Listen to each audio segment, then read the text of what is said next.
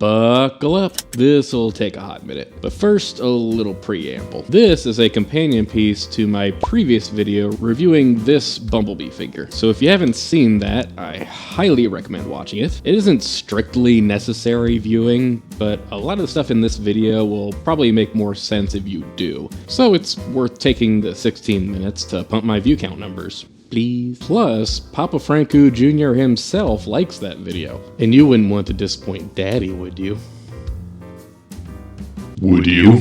Also, I filmed a fair bit of this before Jobby fully switched over to his new studio, so I'll be bouncing back and forth between this shot, and this shot throughout the video a few times.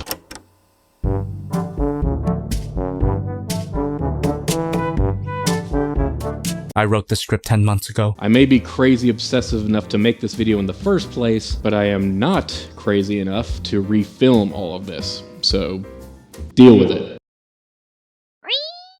Hey, my name is Benji, and we're taking a look at why Jobby the Hong makes the best Transformers toy review videos on YouTube. And to more fully explain why that's the case, we must first ask ourselves, what even is a Transformers toy review video? I know that probably sounds like an asinine question for the demographic more than likely watching this video, but for all the normies who somehow stumbled in here, Transformer toy reviews, or titters as I am calling them from now on, are a subset of product reviews where people judge plastic mechanoids designed to be reconfigured into some other thing. 2 toys for the price of 1, and titters in particular have a few key ingredients that separate them from the rest of other product reviews. First, reviewers will present their honest evaluation of build and material quality, painting and sculpting, overall playability of the toy in robot and alternate modes, and most importantly, the transformation. And second is the intended audience of this genre, namely a bunch of man-children who finally have enough disposable income to afford all the toys they wish they had when it was actually age-appropriate to own said toys.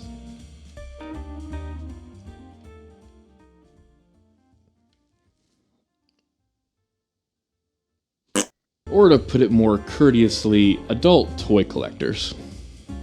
Get your head out of the gutter, you slut. Adults who collect toys meant for an older market. And sure, some channels upload just the transformation sequences with no commentary. Those same creators will also review Transformers toys meant for kids for an adult audience. Meditate on the fact that I'm 80 years old playing with kids' toys. And some other channels still make questionably sane reviews for a kid audience, but I'm going to focus on bona fide Transformers reviews for grown-ups. Supposed grown-ups. So why go through the trouble of putting into words what most with a brain can probably intuit? Because those parameters inform how one should go about crafting titter videos. First, write a script and plot out what shots you need to get before filming, so you don't waste your time and SD card space. Okay, if you're good enough at speaking off the cuff, fully scripting a titter might not be totally necessary. I mean, Jobby doesn't even do that all the time. Some of my videos are scripted. Let's be clear. An example of an unscripted video, weirdly enough, MP44. Very, very minimal bullet points for that video. For a lot of the quote-unquote cinematic videos that I've done, like the Nice review and the Shin Godzilla review from a long time ago. A lot of those sequences are storyboarded. But yeah, there is a lot of videos that I do that are unscripted. But yes, a lot of them are scripted. However, I still think it's worth scripting a product review for 2 reasons. Not only does that make it obvious if you're repeating yourself too much, but also shows your audience you've put in the time to understand the product you're reviewing. My philosophy around scripting a titter video harkens back to the days before YouTube. You know, the ancient generation times. Back then, if you wanted to go online to find an unbiased review outside of just the reviews underneath the product page, was to look at message boards and forums where basically the only way to disseminate information was via text and occasionally some pictures. Yes, there's plenty of that still going on today, but it's much easier to share a video review now. And similar to nowadays, you could also go to a convention to talk to people who really do care about these figures, but that would also require going in public. Ugh, human interaction. But back when reviews had to be purely text and image based in this way, it would force reviewers to consolidate and organize their thoughts in a particular way. So again, it might not be totally necessary to fully script out the review, but at the very least, take some notes while you're playing with whatever figure you intend to review, so your thoughts feel purposeful. There's a historical precedent behind this, so bring honor to your ancestors. Now, writing is an art form, so judging a creator's writing styles is inherently kind of subjective. Sure, the structure of a script and word choice can help it to flow better, but most titter creators seem to know what they're doing here. Talk about one mode first, show the transformation, then talk about the other mode, and tweak that blueprint as necessary for triple changers and combiners. Now, in a similar vein, the video editing process can be seen as an extension of the writing process, where you can rearrange your dialogue or delete some dialogue entirely. Paring down your footage to only the best takes can make you appear more competent than you really are. Lord knows I could use that ability IRL. But even if you don't fully plan out your videos beforehand, that base amount of editing will, at the very least, make it quicker and easier for your audience to digest. 22 minutes versus 11 minutes. 45 minutes versus 17 minutes. 41 minutes versus 20 minutes. Versus 5 minutes. Okay, maybe that's pushing it. The audience of titters are adults, and our free time is precious, y'all. Now, you're as addicted to YouTube as I am. That whole video production 101 spiel probably goes without saying, as most popular YouTubers understood that several years ago. But apparently some creators in the titter community didn't get the memo. There is an unfortunate MO of popular professional titter YouTubers that has been the accepted standard formula for the better part of 2 decades. That being a static, mostly one-shot take of them rambling off the top of their dome with barely any trimming of the superfluous bits. Repeated thoughts. The full-on combined mode there, and you know, hey, they tried. They tried. The combined mode with Prime, I mean, they tried. They tried, but again, just fumbling with the toy and over their own words. Ow! Ow! Come on. There you go. Pull that out. There you go. Dead air. In all of his glory. What a gore. Redundant parts of bilaterally symmetrical transformations. Onto the waist, and then this panel flips forward. And then do the same on the other side. There are his legs. You get the picture. There is an argument to be made that no scripting and minimal editing is the more realistic and honest approach, and reflects on the trustworthiness of the reviewer. But that doesn't mean the videos have to be a chore to sit through. Optobotomus, you're probably the worst offender of this. Emgo, you're a little better, but not by much. Ben's Collectibles, I love you, man. You got a sexy name and a soothing voice to match, but sometimes I forget that you are not actually an ASMR YouTuber. But Benji! How dare you criticize my favorite Transformers reviewers? They're popular because people like their personalities and perspectives, not because their videos are well made. All good YouTubers know that content is king. Okay.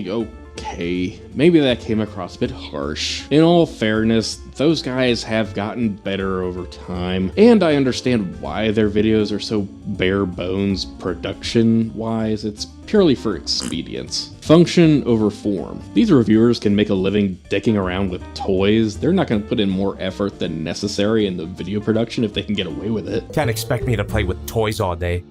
Oh wait, I get paid for this. Shit, if I were smart, I'd be doing the same. Because writing and editing take time, and time is money. Money is power. Power is pizza. Pizza is knowledge. Let's go. And like I said in my YouTube tradesman breakdown video, these function over form creators probably do have an idea of what to talk about beforehand. However, that quote-unquote raw approach to video production and presentation style makes more sense for a first impressions video or a live stream, not a full-on review. I mean, Jobby will film a lot of his reviews during his live streams, but for the review proper, he always edits everything down. So once you have a plan of what to say and what to shoot, what's the best way to actually film a titter? Well, I actually have some credentials in this area, as I happen to do product photography for my day job. And there are a few basics of product photography that also translate to video. In this case, soft, even lighting, or high-key lighting, and simple backgrounds. I'm sure you've all probably seen product photography and videography with dramatic and sometimes colored lighting, interesting environments, smoke effects with extra props, the works. And while all of that does tickle my cinematography boner, that lighting style is actually a bad choice for product review videos. I mean, the whole point of that style is to make the product look as appealing as possible. You know, it's an advertisement. And unless it's explicitly disclosed by the reviewer, product reviews are not supposed to be commercials. They're supposed to be honest evaluations, as I mentioned this many minutes ago. And I'll come back to this point this many minutes later. Now, dramatic/cinematic lighting isn't inherently dishonest, but harsh shadows can imply that you're trying to hide something. High-key lighting can also make something look appealing, depending on what look you're going for. But the main purpose of doing that for product reviews is to present the product as neutrally as possible. And while thematically apt backgrounds and extra set pieces look cool, they can be visually distracting and detract from the purpose of the video. Really, the only time you should bring in something other than the figure you're reviewing is for size comparisons or if the figure is part of a set. Now, I will advise against going too simple with your background choice. As I quickly mentioned in my breakdown of tradesman YouTube, white void backdrops are the bread and butter of all product photography and are useful for compatibility with most e-commerce websites. But staring at a mostly white screen for long periods might require an appointment with your optometrist. Jobby must have realized that before filming his 01 Studio Cell review. I do like the use of acoustic foam as a backdrop to pull double duty in an echoey room. Nice. But gray brick is a suitable substitute. Whatever the background is, just make sure there's not too much texture going on and you'll be good. You also shouldn't film your product shots where there's a display case of other figures in the background for the same reason. It's totally fine if it's just for your talking head shots though. Keep it simple, stupid. With that in mind, how do titter YouTubers stack up? Do they when it comes to their filming setups? Yeah, for the most part. Here's the thing. High-key lighting and simple backgrounds are, well, simple. It's serendipitous that the most appropriate way to film a product review is also so easy a caveman could do it. Just put two lights at 45 degrees out, 45 degrees up from your subject, a few feet or so. Maybe a third light from above and behind if you're feeling naughty. Make sure your lights are the same color temperature, or at least as close as possible, so your camera doesn't hate you when you go to do white balance. Put a diffuser on the lights to soften the shadows, and you're off to the races. Or if you want to go lower tech, use a large window on an overcast day. Although, admittedly, this solution is less reliable than my upload schedule.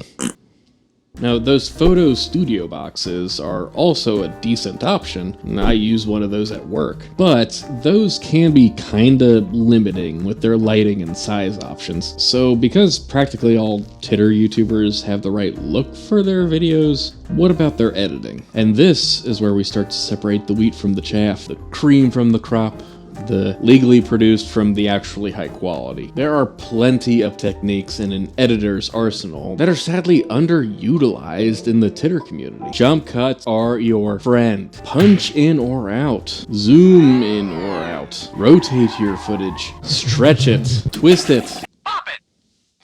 You can use all of that to draw attention to something, punctuate a point you're trying to make, or even to just add some visual variety through movement. But apart from that, there is a semantic reason for doing all of that, for titter videos specifically. Most video editing software refers to those types of edits as transforms. So obvious, it's right there in the goddamn name! If you're making a video about transformers, don't be afraid to transform your footage. Heck, don't stop there. Add some extra non-diegetic elements. I mean, most titter creators know that adding text, photos, transitions, and background music can enhance a video, but so can sound effects, PNG elements, and other video assets, filters, and color grading. Your entity of choice is your oyster. The thing is, you've seen this editing style all over the place on YouTube, so much so that this style has become synonymous with online content. But titters are one of the few genres where this makes sense as an artistic choice. Wait, is all this extra editing technically parts forming for videos? Yes, but there's a good reason for doing it. All those editing elements help add a critical component that is woefully missing from many titter YouTubers' videos that should be in all titters.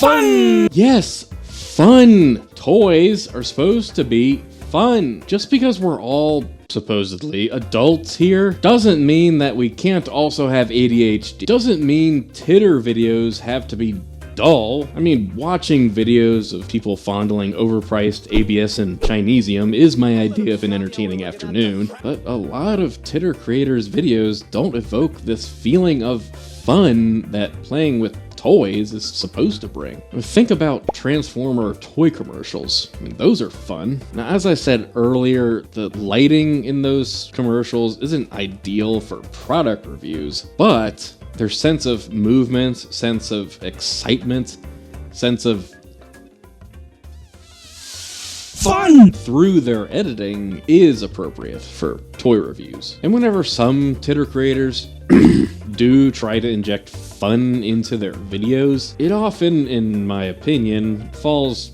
flat.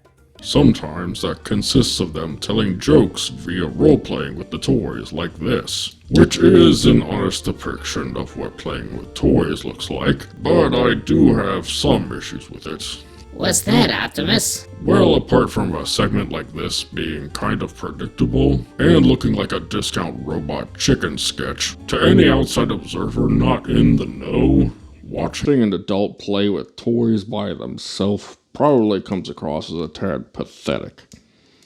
Gee, Optimus, that's interesting. I never thought of it that way before.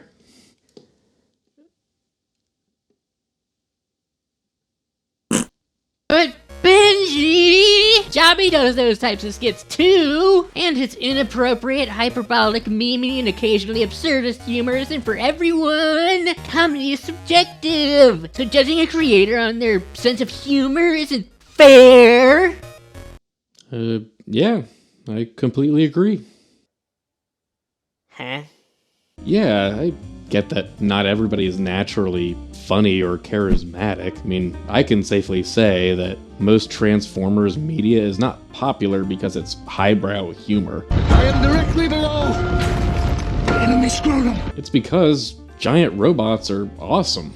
Chicks dig giant robots. Any YouTuber that tries to make their videos fun through comedy aren't gonna stick the landing with everybody. And even some titter viewers only want to get the facts about a figure before making a purchase and don't want to be entertained per se. And that's okay. Oh. Well, glad we're on the same page.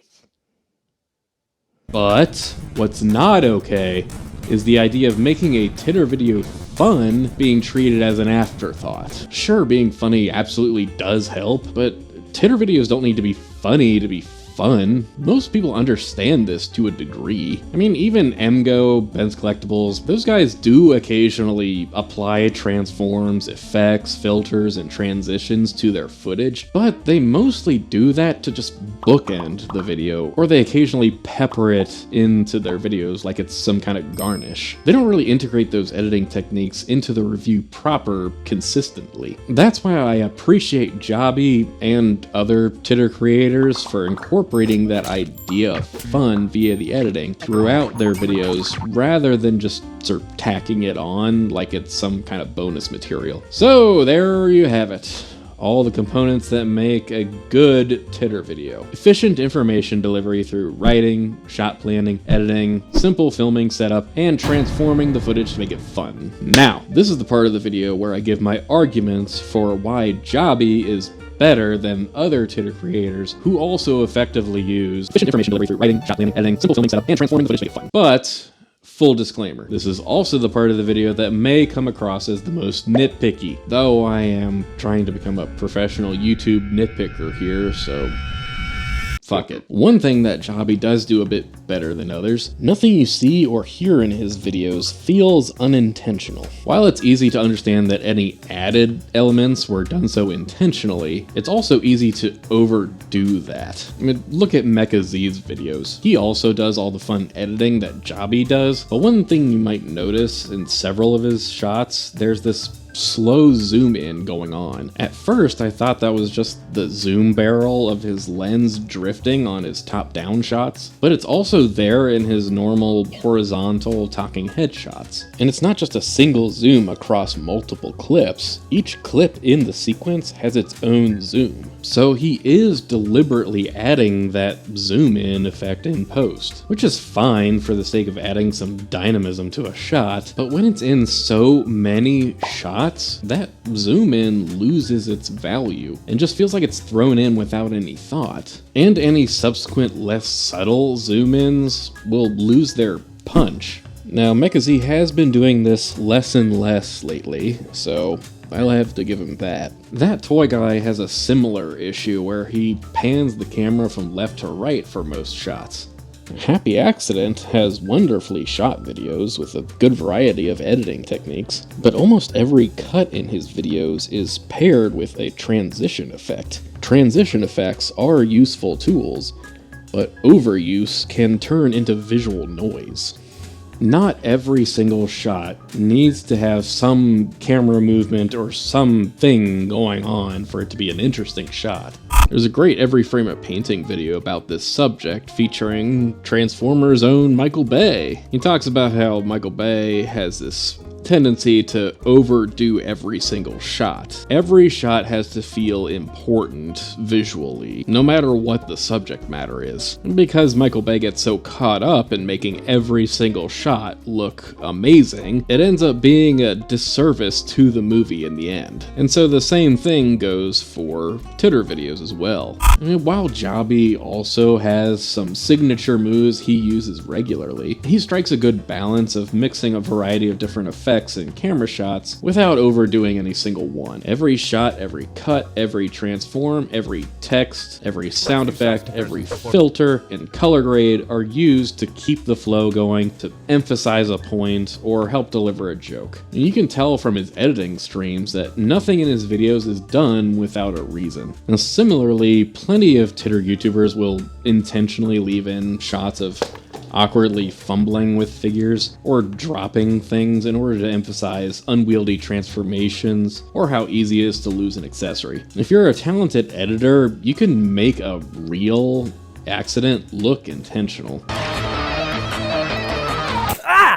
But Jobby will occasionally go a step further and take the time to set up visually distinct shots to film the accidents, or to highlight weaknesses in figures. I know Thu Adams does this too. And on that note, he shoots the transformation sequence the same way. Visually distinct shots for each step of the process for presentation clarity. Now, doing that is thematically apropos because most, if not all, transformation instructions that come with Transformers figures are presented in that same way. There's a reason each step has its own separate picture, and I think the same should go for videos where each step has its own shot. Also, Jobby actually shows the full transformation sequence, whereas some other Titter creators will over-edit and only show a truncated version of the transformation, or just breeze past it with a time-lapse. Fully showing the transformation visually ties in with the whole writing to show your audience you fully understand the product you're reviewing thing I said earlier. I know that part of the fun of Transformers toys is figuring out the transformation on your own, but the transformation is what separates these toys from other toys. Kind of the main point. So it should be shown in full IMO for a proper titter. I'm also glad Jobby doesn't fully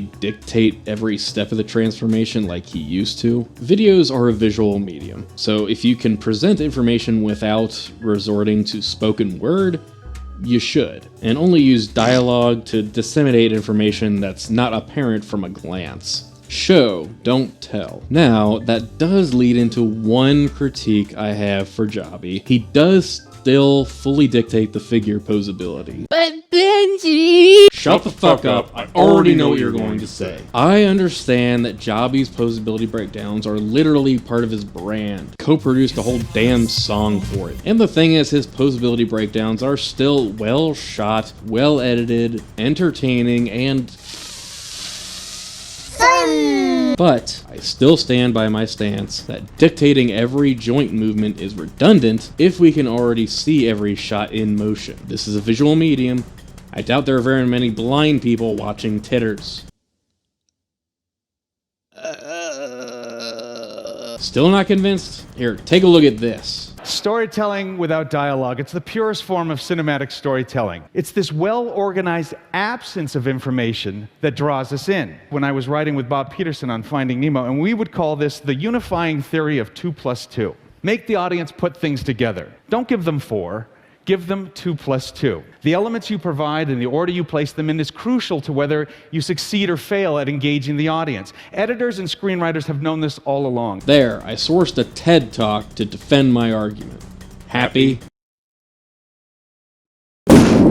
Honestly, this is a pretty minor critique. I do think that showing off a joint's range of motion is important for a titter video, but if you really can't stand dead air, then fill that space with some music and or talk about the joints in a general sense while doing it. And only call out specific joints if they're particularly unique or if it has an issue. So for the 3 people that were wondering, that's why I did not fully dictate the posability breakdown in my King Bee Night video. Jobby has even done this before, so it's not like he doesn't understand that this is an effective way to present information, but he's already set that expectation for his on-screen persona, so I can't fault him for that. Now, speaking about posability, a quick word on stop motion. I have mad respect for anyone who attempts to do stop motion, and Jobby included. It takes an insane amount of planning and execution and the editing and adding every bit of Foley. However, stop motion as a medium is not the best choice for product reviews. Now, stop motion can be great for demonstrating articulation and how stiff some joints might be, but if the goal of a proper titter is to present the figure honestly and accurately, then the audience needs to see how these figures' joints behave in motion while being handled, not just in a series of thousands of still photos. Yes, I'm aware by definition motion picture is essentially the same thing, but you know there's a difference. I may be a pedant, but I'm not that pedantic. Here, let me change lanes here to talk about filming setups. Turntable for 360 views and to add some pizzazz. Directly taping a microphone to your face for good audio. I mean, you could boom a mic like this just out of frame, but I think directly taping a microphone to your face is funnier. I already talked about the lights and backdrop. Now, I am of the mind that having the camera in front of you and reaching around to film the handling shots is the most appropriate way to film titters, because that will give your audience the most honest POV of what they can expect should they decide they want to tickle the same toy. Yes, I know, it sucks, but suck it up. You have a duty, nay, a moral obligation to your viewers to shoot this way for your handling shots. Or do whatever you want. I'm not iDubbbz. If you really cannot stand shooting this way, then doing some top-down shots can work as well. Although setting that up is less trivial than just using a tripod. Maybe you can get something like a GoPro if you want something that's less obstructive to your own view while you're filming, but the wide-angle lens on most action cams is very distortion heavy, so you don't really want something like that for a product review. Obviously, filming this way does have its limitations, mostly when the figure is too damn big, so that's when you'll occasionally need to improvise. That is a benefit of Jobby's new setup, making it easy to film large figures. Another thing I like about Jobby's new setup is that the lighting is consistent between his talking head shots and shots of the figure. In his old setup, his product shots were properly lit, but his talking head shots were backlit. It's not like that was distracting per se, but his new setup does fix that issue because his A and B cams are in almost the same spot. Huzzah for visual consistency between shots! Now, I do have one qualm with Jobby's new setup.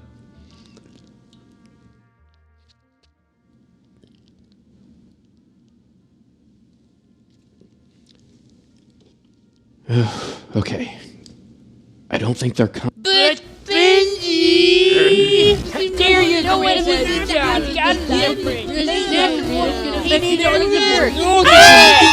Yes, Jobby has been through some shit. I get it. But if I'm not allowed to offer constructive notes to one of my favorite YouTubers, then what am I?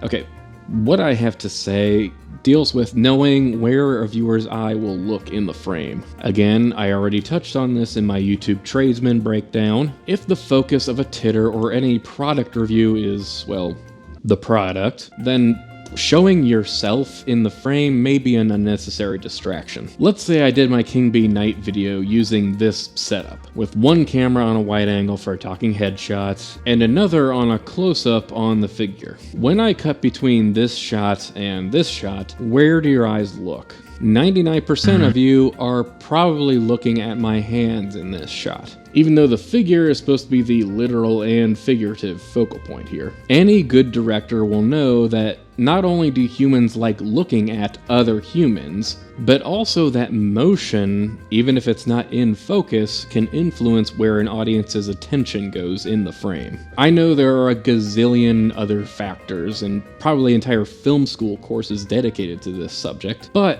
hopefully I've demonstrated my point here. Now, I understand why Jobby is filming this way, filming multiple angles simultaneously to save on time, and giving himself options when he goes to edit. But if you're just talking about the figure while sitting behind it, and not handling it in any way, then this might as well just be an alternate talking head angle, even if your head isn't in the frame, rather than a shot highlighting the figure as you may have intended it to be. Also, if you may have noticed, whatever shirt you happen to be wearing at the time ends up being your new background for your product shots, rather than your actual backdrop. Also, your display case is in the background of these shots. What did I say earlier, Jobby? So, I recommend keeping your physical person out of your product shots whenever possible, and only having your hands in frame for those when necessary.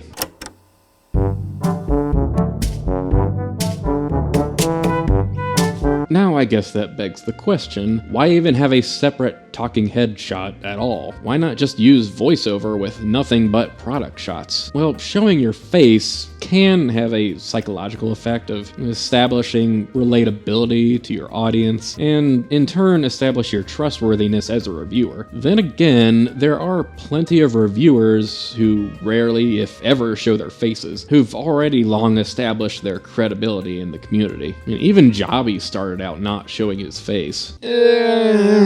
Is showing your face important for titters or product reviews? Or am I just overthinking all of this? Don't answer that. I already know I am. But I'm honestly kind of on the fence on this one. What do you all think? Alright. Fair warning, the rest of this video is mostly technical talk, so if you don't care for any of that, just skip to the end. Otherwise, camera choice is also something to consider when shooting titters. Now, to be clear, I will always defend the position that the best camera for YouTube is just the one you already happen to own, even if it's just your phone. I started my channel with an iPhone 4. As long as the content and the audio are good enough, viewers will forgive subpar image quality. I've actually shot this video with 3 different cameras, and you may not have even noticed or cared. Just make sure whatever lens you have isn't too wide of a focal length to avoid any unnatural distortions, and that it has decent macro capability for close-up shots. And try to keep your aperture as small as you can get away with, so you can try to keep as much in focus as you can. But again, any camera can work.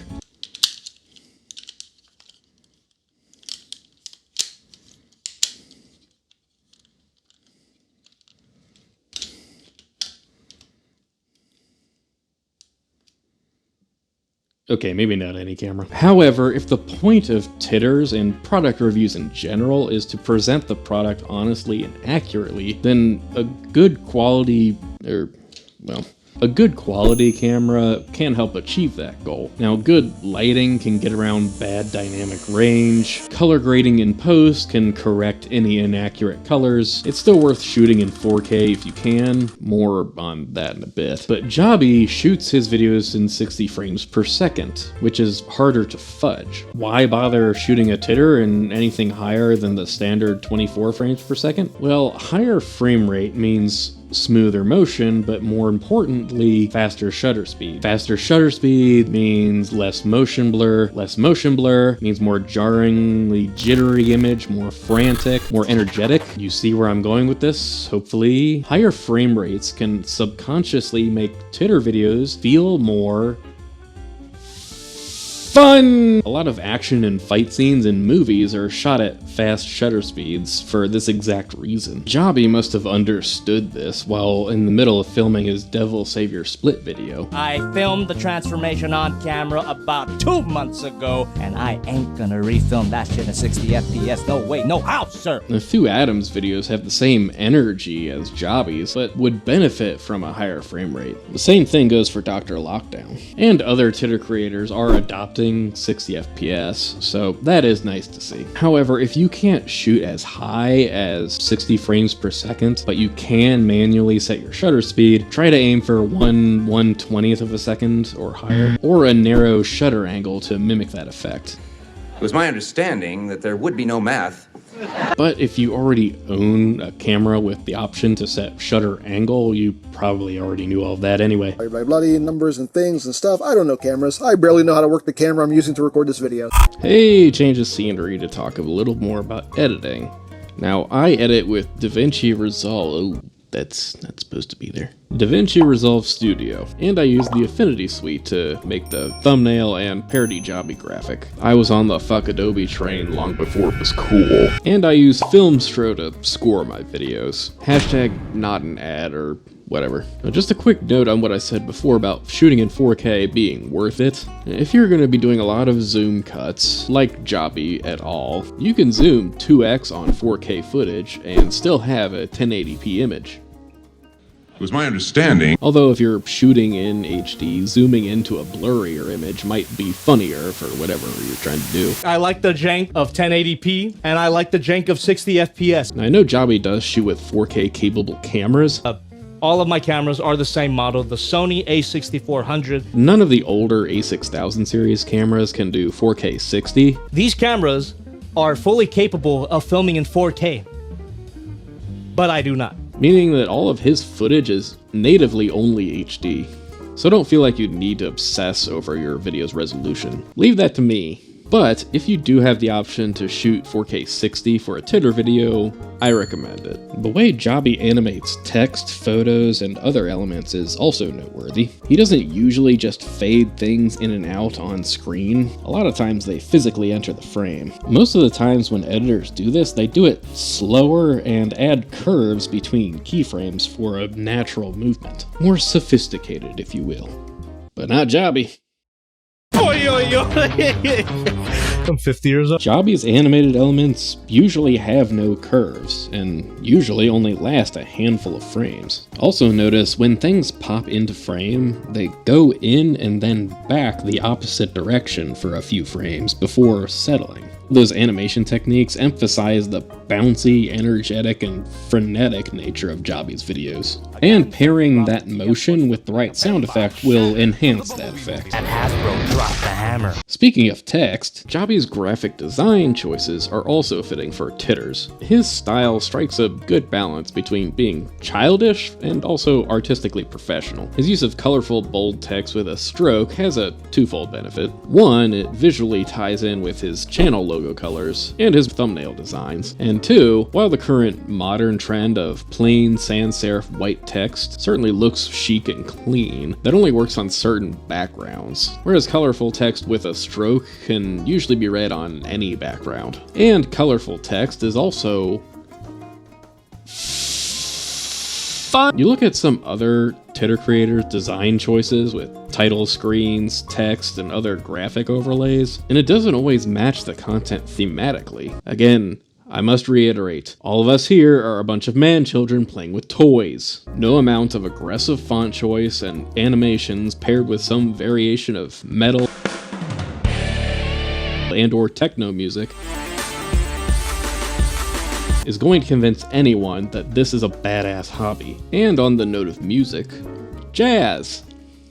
This looks like a cool place to kick it. And like I said with writing styles, music preferences are subjective. Jobby is clearly a fan of jazz, or just everything by Kevin MacLeod like every other YouTuber, and whatever genre you'd call what his friends make. I'm not a musicologist. I do like his choice of jazz, as it strikes a good balance of being energetic while not being domineering, you know, like background music should be. But again, I won't judge a titter creator's music choices too much. However, just because titters have a childish subject matter, don't you dare use that music you hear in 99% of kids' content and those content farm overhead cooking videos. You know what I'm talking about. The audience of titters is adults. I think all of us here can agree that that genre of music is triggering. I guess background music isn't strictly necessary for titter videos, but if you choose the right track, it can enhance the fun of the video. Now, apart from some obvious things like not making the music too loud and no vocals to drown out your own, there's something else to consider when adding music to your titter, namely tonal shifts. Literally. Sometimes when titter YouTubers use music, they just slap on one, maybe two tracks and call it a day, which is fine, but because most shots of a titter are, ideally, virtually basically the same, you can use different music to indicate a subject or segment change. Of course, Jobby has his main theme music, his posability music, transformation music. Occasionally he'll use theme music from movies or TV shows if he's talking about a figure from said property, but also for more ordinary things like highlighting an emotion, disappointment, Figure, which is such a genuine disappointment. elation, This is the best masterpiece style G1 Optimus Prime. anger, Look at me, don't even come around here anymore. I'm gonna outbeat your fucking ass, Takara. Why? horny. This doesn't feel too bad. Other titter creators do this too, obviously, but I believe Jobby utilizes his music more effectively. Okay, that was a lot. I know. If you made it this far, congratulations! You should get something to drink. You're probably dehydrated by now. Okay, in all seriousness though, if you're one of the creators I critiqued in this video, I don't want you to feel like you need to change the way you make your videos just because some hyper-obsessive weirdo on the internet says you could improve. I still like watching everybody in the Transformers YouTube community. I wouldn't have made this video if I didn't, so you all keep doing you. If anything, Jobby might not exist on YouTube without you all. He's clearly influenced by Vangelis and Bolt Matrix, and even creators outside the Transformers community. I don't know if people got this. This is actually a clip from H3H3's video. Loved H3H3 back in the day, man. I just hope that I've demonstrated how Jobby takes all of the best parts of everyone else's Transformers review videos and has refined and elevated the art form. But if you do decide to take what I said to heart and apply it to your videos, then more power to you. And thank you for your time. So, now that I'm done talking about Transformers toys forever, I'm going to switch gears and make my next In the Vein of video in a much more chill vibe.